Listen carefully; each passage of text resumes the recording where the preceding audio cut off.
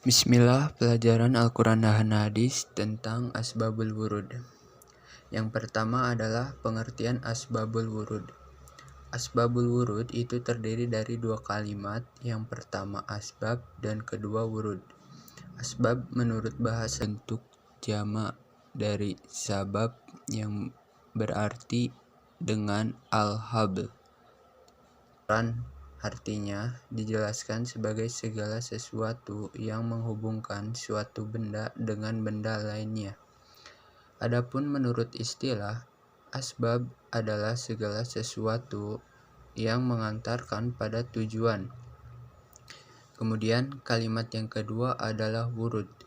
Menurut bahasa adalah bentuk jamak dari alta al-murid atau maulida, yang berarti air memancar atau air yang mengalir.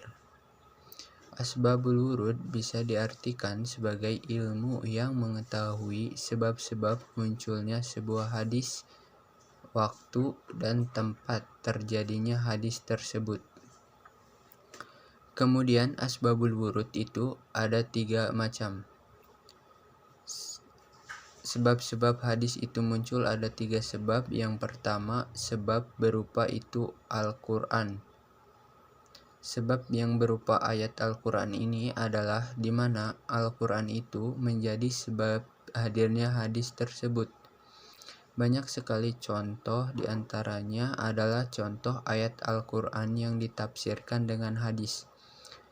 Kemudian yang kedua adalah sebab yang berupa hadis adalah hadis yang menjadi sebab akan datangnya hadis lain yang menjelaskan akan hadis yang awal tadi, jadi sama halnya seperti yang pertama itu yang menafsirkan Al-Quran dan hadis. Di sini yang kedua menjelaskan hadis dengan hadis. Kemudian yang ketiga adalah sebab yang berupa sesuatu yang berkaitan dengan pendengaran dari kalangan sahabat. Jadi perkataan sahabat yang menyebabkan hadis-hadis itu muncul. Salah satu contohnya adalah perkataan sahabat yang berkata bahwa dia telah bernazar untuk sholat di Baitul Maqdis. Maka Rasulullah Shallallahu Alaihi Wasallam bersabda tentang keutamaan Masjidil Haram. Jadi Masjidil Haram itu bisa menjadi masjid yang paling utama dibanding dengan masjid lainnya. Rekan ketika sholat di Masjidil Haram lebih baik daripada 1000 masjid. Jadi sebab hadis itu muncul, sebab hadis ke teman tentang Masjidil Haram itu disebabkan karena perkataan sahabat yang bernazar untuk melaksanakan sholat di Baitul Maqdis. Kemudian urgensi asbabul wurud. Pentingnya asbabul wurud ini yang pertama ini untuk membantu memahami dan menafsirkan hadis. Untuk memahami hadis-hadis yang tidak mudah kita pahami. Kemudian yang kedua adalah mentafsir pemahaman hadis hukum yang masih bersifat umum, menghususkan sesuatu yang umum. Kemudian yang ketiga dapat mengetahui hikmah ketetapan syariat atau hukum. Yang keempat, taqyidul mutlak atau membatasi yang mutlak.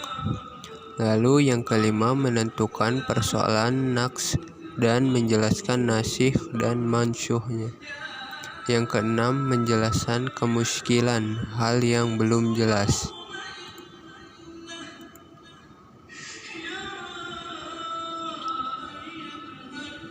Adapun cara-cara mengetahui asbabul wurud. Yang pertama melalui riwayat hadis Nabi, baik yang diungkapkan secara tegas dalam hadis itu sendiri ataupun dalam hadis yang lain, maupun dalam bentuk isyarat atau indikasi saja. Lalu yang kedua melalui informasi aqwal atau sahabat, riwayat-riwayat yang disandarkan pada sahabat, mengingat mereka hidup, berinteraksi, dan melihat sebagian besar peristiwa-peristiwa yang terjadi bersama Nabi Shallallahu Alaihi Wasallam. Lalu yang ketiga melalui ijtihad Proses ijtihad pada umumnya dilakukan dengan melakukan takhrij hadis untuk mencari segala informasi terkait dengan tema yang dikaji. Mungkin itu saja yang dapat saya sampaikan. Terima kasih. Assalamualaikum warahmatullahi wabarakatuh.